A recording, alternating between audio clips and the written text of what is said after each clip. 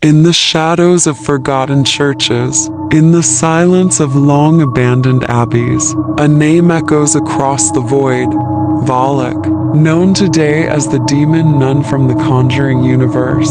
Valak's origins run far deeper and far darker than what Hollywood tells us. Tonight, we delve into the terrifying birth and background of one of the most feared demons in existence. Are you ready? Long before time as we know it began, there existed a hierarchy of celestial beings, angels created to serve divine order. Among them was one lesser-known spirit, whose brilliance once lit up the halls of the heavens. This spirit was called Valak, later twisted into Valak. Unlike others, Valak was not ambitious, but curious. He questioned the purpose of blind obedience. He peered into the human world, fascinated by mortal suffering, tempted by the chaos of free will. When the Great War in heaven broke out, Valak didn't immediately choose a side. But neutrality was not an option. He was cast down not for rebellion, but for silence. His fall was not swift, but slow, as if the heavens themselves regretted losing him. But when he landed, something shattered. The light inside him turned inward, and what emerged from the ashes was no longer Valak the angel, but Valak, the defiler. Valak is not just a demon. He is a keeper of forbidden knowledge. In ancient grimoires such as the Lesser Key of Solomon, Valak is described as a child with angelic wings, riding a two-headed dragon, commanding legions of spirits, but this image is deceptive. Valak feeds on secrets. He whispers truths to those who shouldn't know them. He tempts mortals with hidden knowledge in exchange for obedience. Many sorcerers who sought power heard his voice and paid the price, some with their minds, others with their souls. He became known as the demon of temptation, offering guidance and treasure maps, but always at a cost. Some claim he never lies, but his truths twist reality into madness. Centuries later, in 14th century Romania, a remote abbey built upon pagan ruins became the breeding ground for darkness. The locals whispered of strange lights and voices coming from beneath the monastery.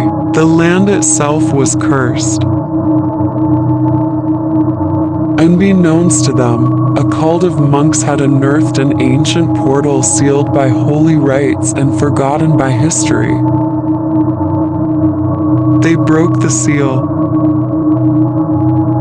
What emerged was not fire or plague, but a presence, a force, and soon, nuns began experiencing visions. One by one, they turned to madness or were found lifeless with expressions of terror frozen on their faces. The last sister reportedly carved a name into the wooden floor before hanging herself: Valak. Valak's transformation into the infamous nun form is not random. Demons often take shapes to mock or terrify, but Valak's choice was psychological warfare. By appearing as a sacred figure corrupted, he attacks faith directly, infecting belief with fear. Eyewitnesses and survivors across centuries speak of a pale, veiled woman whose presence brings unbearable cold and the scent of decay. Mirrors shatter, candles die, and worse, she speaks in the voices of loved ones, deceiving her prey. The image you saw in the Conjuring films is inspired by real accounts collected by exorcists, not fiction but dramatized truth. Even today, sightings of Valak persist. Paranormal investigators report demonic activity in old churches, cemeteries, and private homes. One chilling case involved a family in Belgium whose daughter claimed to see a nun with no eyes standing at her door each night at 3:06 a.m. Another exorcist in Mexico documented voices calling his name in Latin. Despite no one present speaking the language, the room grew cold. A crucifix melted. Valak doesn't just haunt spaces, he haunts faith. He's not after your body but your conviction, your soul's anchor. So can Valak be banished? Yes and no.